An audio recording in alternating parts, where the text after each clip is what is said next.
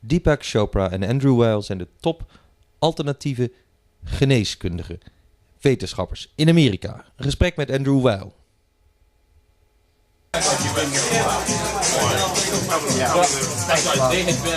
been arrested originally in Arkansas for growing, I believe, 250 plants. And they were, Mr. Warren was looking at about 30 years in prison. His wife had cancer, so he'd already been arrested once. So they came to Holland. Andy Weil heeft een groot aantal boeken geschreven in de States, maar is ook een uitgesproken voorstander van cannabis. En hij was in Amsterdam. Doctors. There are a few kind of doctors. There are witch doctors, there are real doctors, and there's doctors that are in between the known and the unknown. Dr. Andrew Weil is an author, but also a doctor who believes that alternative medicine has a place, and more than a place, it's undervalued in our society and in the way we teach doctors. Dr. Weil, what do you think about the statement that allopathic medicine and alternative medicines should be complementary and not as enemies in the world of... That's the whole point of my work. I'm trying to develop a new field called integrative medicine, which means the intelligent combination of the best ideas and practices of conventional and alternative medicine. I don't like the word alternative medicine really because that means that you're trying to take the place of standard medicine. And I don't like the word complementary medicine because that makes it sound like standard medicine is the center and these other things are around the edge. I want to see a real synthesis. So I like the term integrative medicine. I think that's the future. But in fact, it is in many ways the past too, because the practices we've learned come from old practitioners in China and other cultures. Yes, I think it's funny when standard doctors call themselves practitioners of traditional medicine, because this system of medicine, allopathic medicine, is only about 120 years old. And systems like Chinese medicine are thousands of years old, or Native American medicine, or Ayurvedic medicine. So that to me is traditional medicine. I would call what most doctors do standard medicine or allopathic medicine. Standard medicine has some kind of idea that there is a causality, that we are little machines where if this doesn't work, you put a little bit of oil or this chemical or whatever. They believe that we are computers, machines that can be updated and worked on. But that doesn't seem to work all the time. Standard medicine does some things very well. It's very good at dealing with trauma and with crises and emergencies. Like I break my leg. If I'm in a serious car accident, I don't want to go to an herbalist or a shaman or a chiropractor. Not first. I'd want to go to a trauma center and get put back together. And then when I could, I'd use these other methods to speed up healing. But I think that accounts for maybe 15 to 20% of illness. And for the rest, I think there's methods out there in the world of alternative medicine that are better, safer, and cheaper. And at least standard doctors should know of their existence and know how to recommend them. Even if they don't practice it themselves, they ought to know what these things are. Now, at the moment, someone who has a serious or less serious illness that they have a problem with, they sometimes are in between these worlds. There's the one doctor that says, oh, well, you should have cancer treatment like this, and we give you x-rays or whatever. And then there are other practitioners who say, yeah, but your diet and so on. And they are in between those two worlds. That's not a very pleasant situation. No, and it's even worse if you're dealing with very serious illness. Most of the cancer patients that I see are really left in the middle because the degree of polarization between alternative and standard medicine is greatest around cancer. So the alternative practitioners will tell the patient, if you do the conventional treatment, I can't help you. And the conventional doctors say all that's dangerous and nonsense. So the patient's left in the middle and doesn't know where to turn. So what to do? What to do is to try to train a new generation of doctors who are better educated, who know about these other systems of medicine, who know what they're good for, what they're not good for, and also who know when and when not to use standard medicine. Now, the traditional medicine people from, like in America, the American Medical Association, is not very much in favor of these alternative or other ways. But it's change is happening very fast in America because the economic situation of standard medicine is terrible. It's in total crisis. So doctors are desperate and they're also very unhappy. And at the same time, the market is moving toward alternative medicine. This is what consumers want. So at a time when medicine is in such terrible economic trouble, it can't afford to ignore where the market is. So suddenly, in the past year, you begin to see all of these organizations beginning to open up to this idea of integrative medicine. It's very amazing. And I predict the same thing's going to happen here in the Netherlands because all over the world, medicine is getting into this same kind of trouble because it's too expensive. So, my guess is that here at the moment, the medical establishment is still more entrenched. But I would predict to you within a year or two, the same thing's going to happen. Is that a grassroots movement? People ask for it themselves?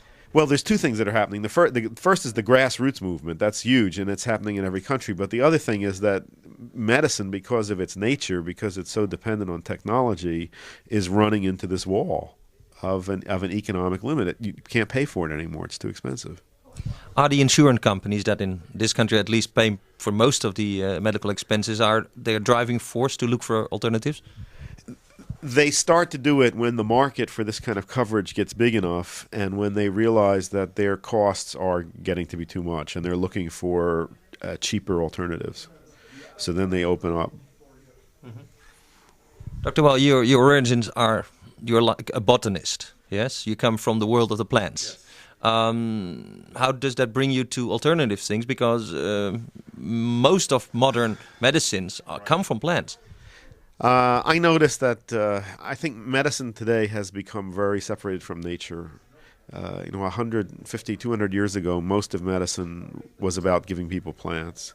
And today, even though the medicines, a lot of the drugs came from plants, they're now given as synthetic, pure compounds. And hardly any medical doctors know anything about the plant sources of these drugs. And to me, this is a shame because I think the source of healing is nature. And if doctors are going to be good healers, they should understand nature and live close to nature. And modern medicine has not only become very isolated from nature, I think it even creates a lot of fear about nature. I find that many academic doctors, if you try to talk about herbal medicine, they think this is really dangerous, that people taking plants are going to kill themselves. And the irony is the things that people need to worry about are these very concentrated synthetic drugs. They're the dangerous ones. So medicine in this century has become very far removed from nature, and there's almost no communication anymore between medicine and botany. You can't find people trained in both fields. So I'm a great rarity. Yeah, but you are in the company of Terence McKenna, or the brothers McKenna, and Rupert Sheldrake. But they're not medical doctors. No, but they're botanists. Yeah, but the problem is to find people who are both botanists and medical doctors, and that's almost impossible anymore.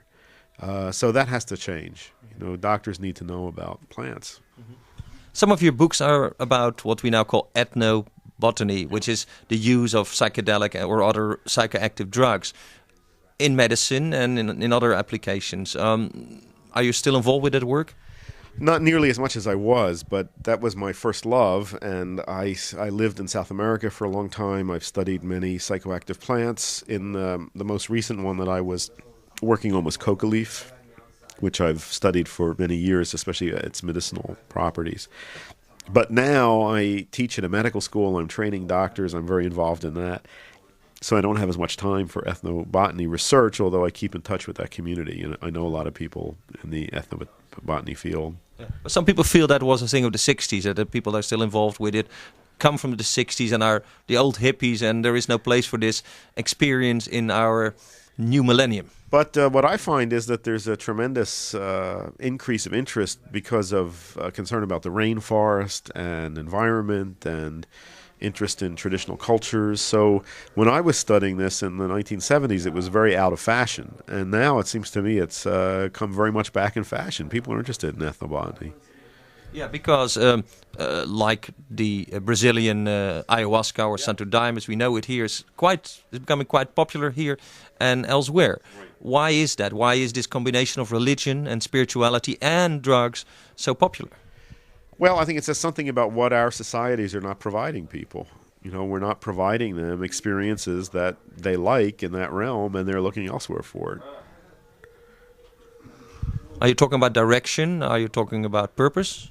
No, I think it's really about experience. I think that the people that experience these plants in a spiritual context get something more than they're getting from the churches in their culture. Do you think they're more healthy psychologically than we are in the West? I don't know that. I don't know. All I can tell you is there's one study that was made of some of the people in one of the ayahuasca churches down there, and they did psychological profiles of them, and the research team concluded that they were generally in very good mental health and probably better than a random sampling of people in our cultures. Yeah, but that's the scientific way to look at it. But you have been around those people. You, as you say, you studied the use of cocoa leaves and other. What is the effect on the people that, as you perceived it? I would say most of the cultures that I looked at, most of the people I looked at had used these plants successfully. But it's hard to... They've used them for a long time, so they weeded out the malleus. For a long time, and they know how to use them, and they know how to teach other people how to use them. But at the same time, these cultures are in a lot of turmoil because they're being put out of business by us, and there's a lot of use of alcohol that's fairly recent, and tobacco, which they've lost as a sacred plant. So, they're in a lot of turmoil as well. It's hard to say. But it looked to me like the uses of their traditional plants that was not a problem. Mm-hmm. Certainly true of coca leaf. There are some theories that the old Greek mystery schools were using some kind of psychedelics, either an LSD derivative or magic mushrooms or some kind of stuff. And some of those mystery schools, like the Elysium Mystery School, survived for about 800 years. Does that show that that a society needs some kind of secret or sacred ritual? Well, not only that, the Eleusinian Mysteries were the people who were members of that were the leaders of society. They were the greatest writers and historians and poets and musicians and people in government. Anyone who was anybody in classical Greek society was initiated into the Eleusinian Mysteries and sworn to secrecy about what happened there. So it was a very profound experience that had a very positive effect in that culture. Is that something we miss in our education system? I think that's completely missing. I think a lot of the problems we have in our society is that we are not providing that kind of experience for people. Now, you're a doctor, and I understand that when you finish your education, you take a vow, the Hippocratic Oath. Yeah, is that a remnant of a ritual that should have some meaning? Yes. Hippocrates is thought of as being the godfather of modern Western medicine. But, a lot of what he said is very different from what's done in medicine today. Two of his most famous teachings were first, do no harm, and second, to revere the healing power of nature. And I don't think those principles are followed very much in our medical institutions today. So they still put statues of Hippocrates in front of medical schools, but I don't see them following those teachings. A period in psychology and in psychiatry where we gave people very sedative drugs. There is now a period where first we put people on the streets again, and we give them antidepressants, like, there's a number on the market.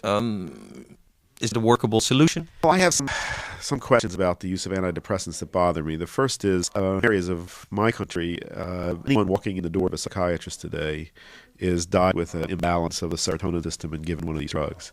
And I don't assist that so fun. This serotonin is found in one-celled organisms. It's been in evolution for a very long time. It doesn't make sense. Fundamental pain would be out of balance in so many people.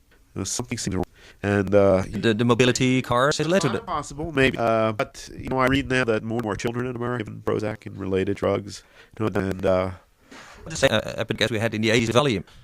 True. It seems there is a choice prescription that's easy, and there's probably a placebo too. I'm sure, and it works for some people. It's life changing. But I wonder if this many people need to be taking it or should be taking it. There's even writers that experience your full human potential unless you're on one of these drugs, and that doesn't feel right to me. Now, in the people like Leary came in, which was at the time LSD. Since then, we've had miracle drugs, both now the standard medicine people, and think that is rumored to be a very effective anti, to help you get off drugs. Do you believe there exist drugs? That should be used much more while it still has the power to heal. So drugs near the time of their discovery, and then as time goes on, they don't work so well. If that's true, coffee or chocolate or tobacco were pretty strong in the 1600s and 1500s. I think coffee first came into Western society. It was seen as a psychoactive drug, and people got high from it. Same with chocolate, same with tobacco. But as as we sort of lost that sense of them as being special, and people use them all the time, I don't think they do that anymore. The drug of choice among the young kids at the moment in Amsterdam is paddo's, which is magic mushrooms. I've seen that the same effect happens. While it used to be a very strong psychoactive, brain-opening, mind-opening thing, now it's more used. The same thing happens, more or less. Yes, a lot of that has to do with how often you use it, how you think about, how you set up the experience, and it becomes casual and ordinary. I think the potential of it. What should the government do these things? We are in Holland here. We're fairly, liberal. We let marijuana be sold and magic mushrooms. But do you think that's a good policy? I think it's very clear that if governments try to change behavior around these drugs that it doesn't like by criminalizing them, it makes everything associated with the drugs worse. So that's very clear that approach doesn't work. Now, what you do instead, I can only guess, but I think the main thing has to be education of people. You do take away the sacredness of it. Mystery feeling.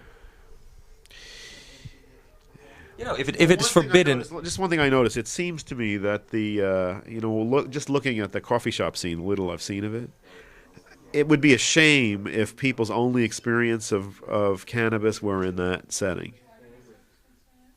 I would think that would be a shame. Why? I mean, setting were, I think there's far more interesting effects to be had from that plant if it's used in a different way. That's just my personal perspective. And one of the things that I notice with all drugs is that the less frequently you use them, the more powerful the effect. So if you save it, make it special, it has more of an effect. There's quite a movement in the Netherlands that says that recreative drug use, use of cannabis as recreative drugs, recreation drugs like coffee, should be allowed. So you're not totally in favor of that. Whether I'm in favor of it or not, has little to influence. But what I say is, if you don't allow it, then everything that you want to stop gets worse. It gets bigger and worse. Because you got a criminal aspect to it. Because you make it forbidden, so it becomes more attractive. Because you attract crime into it, for all those reasons. And that's real clear if you look over the past 100 years. That everything these laws were meant to stop is now much worse than before we ever started doing laws. Mm-hmm. So I think all that has to be reduced. You want to make that slowly disappear. But I think also you've got to really work to educate people in a real way about what these things are and what their real risks and benefits are. And personally, I would also stop the commercialization of all of it as well. But the only solution to that is bring it back in the religious context. No, I think that's one way. I think it's fine if people want to use these things for recreation. I think that's okay. People have always done that. That's okay with me. But I would try to explain to people that the less frequently you use it, the better the effect. But there are some positive effects. For instance, the books you wrote in the 70s. Clearly, Mark, that you have experienced yourself and that you have experienced patients that had a great benefit from an LSD trip, for instance. I think there's no question there's benefit. I think all of these drugs have benefits and they have risks. They have pluses and minuses, all of them. Would you advise someone who wants to be a psychiatrist or a doctor that he would take LSD at some time? I would think a psychiatrist would want to have that experience. I mean, if you're going to work with patients who aren't perceiving reality in an ordinary way, you want to have experience of what that's like. You think the state that a drug like LSD brings you into is comparable to the state that some people have normally because their brain doesn't function totally normal? I think all the effects that you have with any of these drugs you can have without the drugs. Some people can. in one way or another. Let's talk a little bit about the economics of drugs. You have looked into the coca business, which is in Colombia. The Indians have been chewing cocoa leaves for centuries, millenniums, as long as they know. But it's also an economic factor there. They produce it, they make money. Taking that away from them would make the country very poor. So how do we balance that need for a product versus what we call, the criminalization of the cocaine? Well, the problem is not the plant, and it's not Indians using the plant. The problem is non-Indians taking cocaine out of the plant and selling it on the black market, and those are two separate things. So the solution is not to try to make the plant go away or to stop people from chewing it. I think it's to educate people about why it makes much more sense to chew coca leaves than to use cocaine. I also think in order to do that, there have to be coca leaves available. We've made coca disappear from our world and have made cocaine appear. We still have Coca-Cola. Not much coke in it anymore. Much coke in it. Yeah, but there are countries like in Southeast Asia, the Golden Triangle, that are very much dependent on the economic value of the drugs actually that they grow.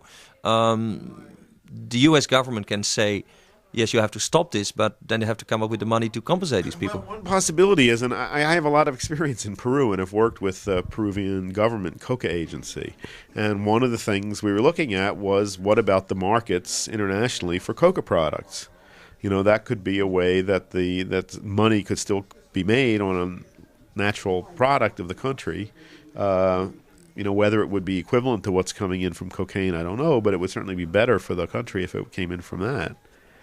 So a similar situation like with, for instance, guarana, which is a Brazilian product, which is sold all over the world and has quite strong, coffee-like effects.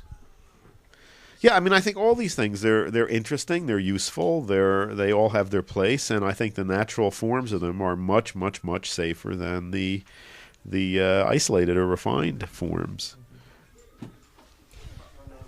You have all your life looked into alternative ways of medicine or alternative uses.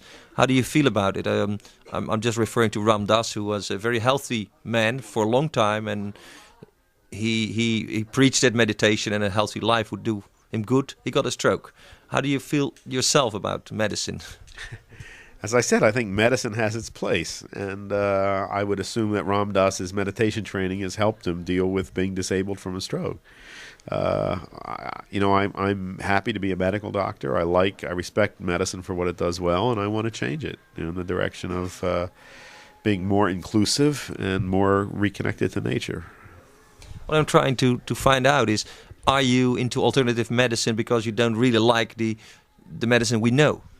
That certainly is what first got me into alternative medicine. There was too much that I didn't like about what I learned, so I wanted to look at some other ways of doing it. That's what many people feel. They go to a hospital and say, oh, I don't want to be here. Right. Yeah, well, that's what I said, and so I didn't want to put other people there.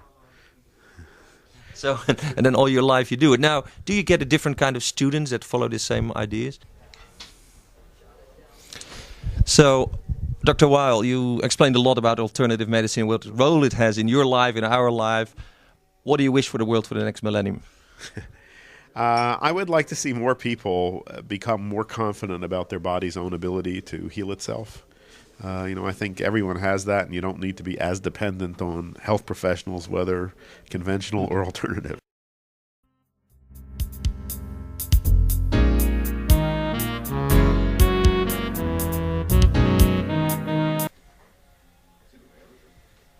Okay. Well, again, Michael Moran, the medicine man. Whoops, and Saved by the Bell. Hold on. Yeah, guys, go again. You ready? Yeah. Michael Moran, once again, and here in Amsterdam. Luke's got a good file on me for anybody at DPF or any. Again, with another old member from the DPF, who I've had the honor tonight to have at my apartment for my housewarming. Michael. Drug Policy Foundation, which is one of the first groups that really served as an umbrella